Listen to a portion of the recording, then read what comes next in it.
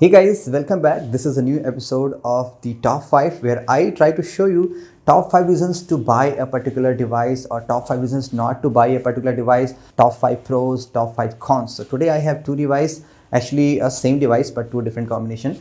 The Zenfone Max Pro M2. So if I have to suggest someone, hey, suggest me device under 15,000 which is great to buy. I'm not going to show you guys all the complete detailed videos like the durabilities, speed test, performance test. That's a long stuff. Just a casual talk. Hey, here are the top 5 reasons why you should pick this device and top 5 cons you can say that may not or maybe may not be deal breaking that you can also consider before buying those devices. So let's get start and see the top 5 of the Asus Zenfone Max Pro M2. Alright, so first we'll start with the top 5 reasons to buy or top 5 pros.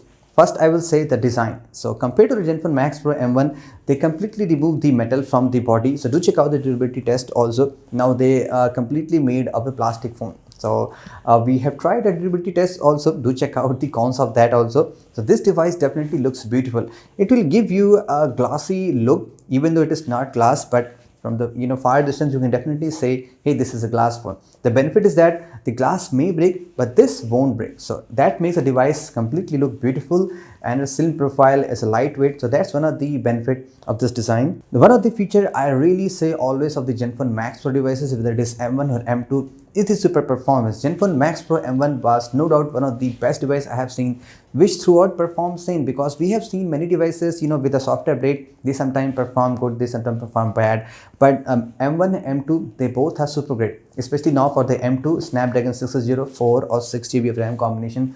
This device is an exceptional performance. I'm not saying it's gonna beat obviously the latest highest Qualcomm processor, but on this price segment, whatever device you just compare with that, this device just works super crazy great. No issues of memory and everything is super fast. So do check out the speed test and performance comparison. This is a really great device for the performance. Let's talk about the camera also, which is again a great point for this device. So I will say that this is not the best camera phone on this price segment. We have some other options too, so do check out the camera comparison also, but this is a decent camera. I mean, a decent means it won't give you the best, but it will give you a great shot. This is what is meant by decent. And on top of that, with this device you can also film the 4K videos. Hey, this is a future proofing, everything just filmed today, obviously you're going to see in the future. There is no EIS on the 4K, but you can film the still 4K videos, which is great. We have seen on this price segment there are many devices, even the processor support, they don't film the 4K. For example, Note 6 Pro just up to 1080p 30 frames per second, which is kind of shame, but you can film 4K videos with that. Another point of this device is the stock and write experience. With the stock and write, you won't get any bloatware. You will get the Google Now launcher, Google Now feed, which is there on this device. There are few preloaded bloatwares which many of them you can install, but this device will give you stock Android experience. The Google Now feed news, the look and feel that you get on the Android One or the Pixel devices, more or less everything is same. If you want to taste the stock Android experience, this device can give you that thing. On top of that, there are few features which are limited on the stock Android, but here you have good features. For example, there are good number of gestures. You can just double tap, it will unlock. You can double tap to lock, and you will also get the face unlock, which is not there on the stock unit.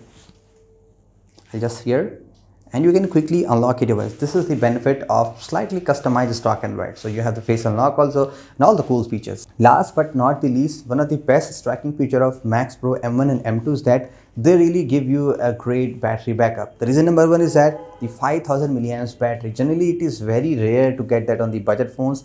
Mostly they come with the 4000, but this will give you a 5000 milliamps battery, which is super striking, and the battery backup is really very great because stock Android large battery capacity, it will easily give you at least 2 days of battery backup. This is one of the benefit for Zenfone Max Pro M2 also.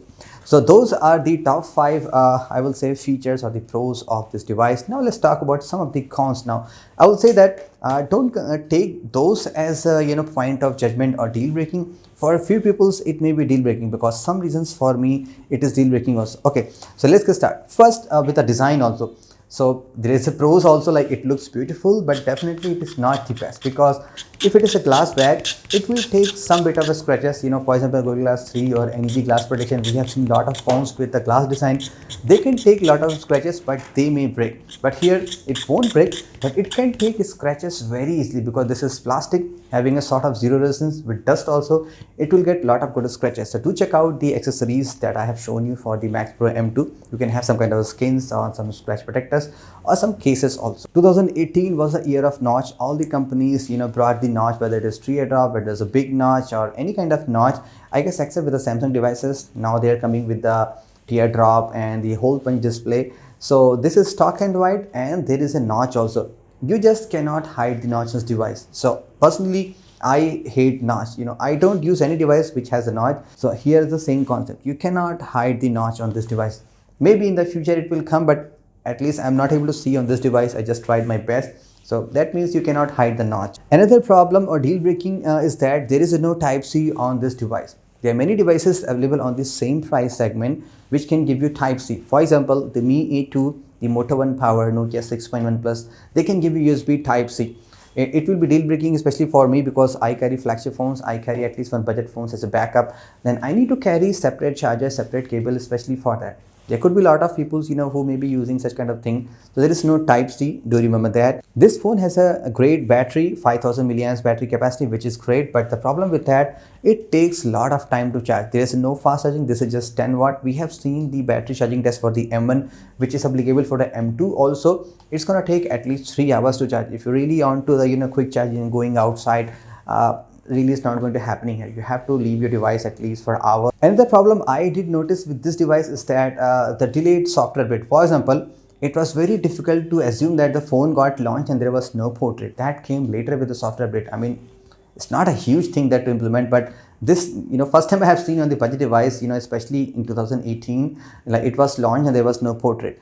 Also, this phone is not very quick in sending the software bit. There are so many devices available which are already on the Android Pie. Even the complex Galaxy devices, they got the Android Pie. EMUI, they got the Android Pie with the Honor Play I have seen yesterday. But there is no Android Pie yet. This is stock Android. Company can easily implement that if they wanted that, but they are not giving it. So I have seen with the M1 also, they are not very quick in sending the software update, and especially with the new version of Android, they are taking a lot of time. So you're not going to get fastest software update on this Asus device. So anyway guys, those are my top 5 pros and cons you can assume for Zenfone Max for M2. Few of them may be deal breaking for you. So anyways, hope you guys did enjoy this today's comparison video. Thanks for watching. This is Saurabh. Have a great day.